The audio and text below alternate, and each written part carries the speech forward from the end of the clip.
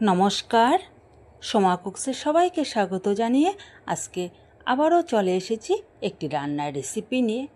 আশা করি আপনারা সকলে ভালো আছেন, সুস্থ আছেন। আজকের রেসিপিটি হচ্ছে পুঁইশাক রান্না। তো পুঁইশাক আপনারা অনেকভাবেই রান্না করেছেন। আমি আজকে একটু অন্যরকমভাবে রান্নাটা করব, সেটাই আমি আপনাদের সাথে শেয়ার করব। তবে চলুন আমি কিভাবে রান্না করি সেটাই আমি দেখাবো। এখানে নিয়েছি 2 মুঠোর মতো পুঁইশাক। এটা হচ্ছে লাল পুঁইশাক। পুঁইশাকগুলোকে আমি এবার কেটে নেব। তবে আপনি যদি আমার চ্যানেলে নতুন বন্ধু হয়ে থাকেন তবে অবশ্যই আমার চ্যানেলটিকে সাবস্ক্রাইব করে পাশে থাকা বেল বোতামটি অল করে দিয়ে আমার সঙ্গে থাকবেন। এখানে পুঁইশাকটা রান্না করার জন্য আমার লাগবে 1 চামচ সর্ষে আর 1 চামচ পোস্ত নেব। এখানে আমি সাদা সর্ষেটা ব্যবহার করছি, তবে আপনারা চাইলে কালো সর্ষেটাও ব্যবহার করতে পারেন। পুঁইশাকগুলোকে আমি কেটে নিয়েছি। পুঁইশাকের সাথে আমি দিয়ে দিয়েছি কিছুটা কাঁঠাল দানা। এখন যেহেতু কাঁঠাল দানাটা পাওয়া যায় সেই জন্য কাঁঠাল দানা, সঙ্গে 2টো ছোটো সাইজের আলু আর সামান্য কিছুটা মিষ্টি কুমড় দিয়ে দিলাম। দিয়ে এগুলোকে ভালো করে ধুয়ে আমি নিয়েছি এখানে। তবে পুঁইশাকের মধ্যে কিন্তু অনেক গুণাগুণ আছে। পুঁইশাক শরীরের জন্য ভালো, তবে কিছু কিছু জায়গায় আবার পুঁইশাকটা খারাপও বলে। তবে কড়াইতে আমি সর্ষের তেলে আমি রান্নাটা করব। সর্ষের তেল দিয়ে কয়টা শুকনো লঙ্কা দিয়ে দিলাম আর দিয়ে দিয়েছি কালো জিরে ফোড়ন। ফোড়নটা যখন একটু হয়ে যাবে, আমি কিন্তু তেলের পরিমাণ একদম কম দিয়েছি। ফোড়নটা যখন হয়ে আসবে তখন সমস্ত সবজিগুলোকে আমি এখানে দিয়ে দেব।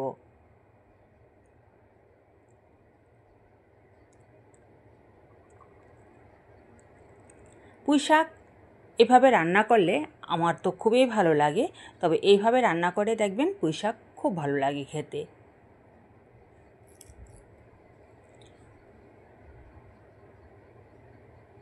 সমস্ত সবজিগুলোকে দিয়ে দিলাম। দিয়ে একটু নেড়ে চেড়ে আমি ওর মধ্যে দিয়ে দেব এবার পরিমাণ মতো একটু হলুদ গুঁড়ো আর পরিমাণ বুঝে নুন। তবে পুঁইশাকের মধ্যে নুনটা একটু বুঝে দিতে হবে, কারণ শাকগুলো যখন মজে যাবে তখন কিন্তু এটা অনেকটা কমে আসবে।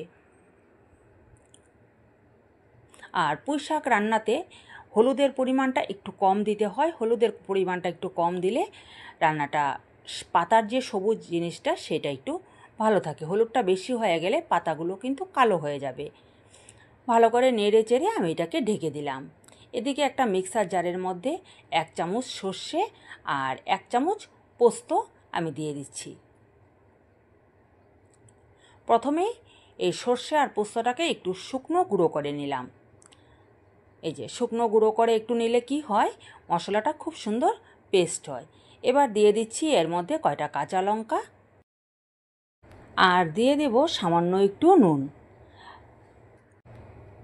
সর্ষে পেস্ট করার সময় একটু নুন দিয়ে পেস্ট করলে কি হয়, সর্ষের যে তেতো ভাবটা সেটা কখনোই হয় না। তাতে সর্ষের ঝাঁঝটা খুব সুন্দর আসে। একটু জল দিয়ে আমি মশলাটাকে পেস্ট করে নিলাম।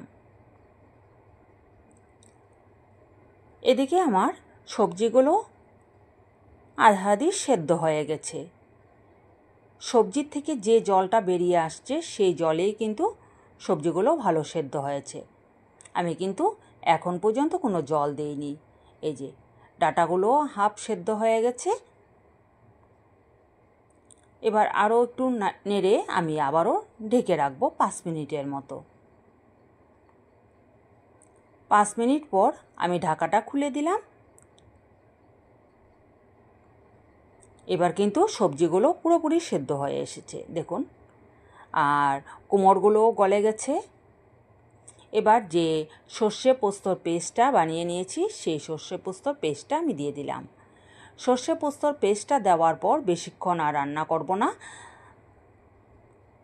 এবার ভালো করে নেড়ে দিলাম একটু, আর মিক্সার জারটা ধুয়ে সামান্য একটু জল দিয়ে দিয়েছি।